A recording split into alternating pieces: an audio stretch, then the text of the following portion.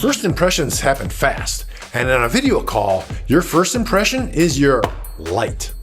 This is what most people do. They sit in front of a window, they have a bright light behind them, or there's an overhead light, and their faces disappear in the shadow.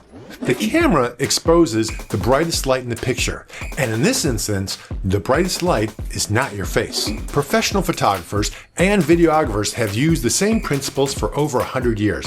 It's called three-point lighting, and it works just as well in your home office as it does on a movie set.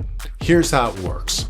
Your key light is your main source of light, so you want to take that light, push it to the left or the right, and have it above the camera.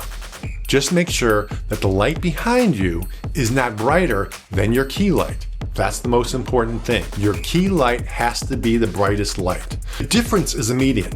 Same person, same room, completely different impression. When you show up well on a video call, you look prepared, you look professional, you look like someone worth listening to. Whether you're meeting a client for the first time, interviewing for a job, presenting to a room full of executives, your light is telling a story before you say a single word.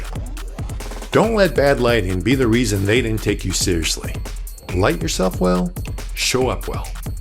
Because how you look on camera is part of how you communicate. Hey, if you like this video, why don't you buy me a cup of coffee? I'll put a link down below. I'll see you in the next one.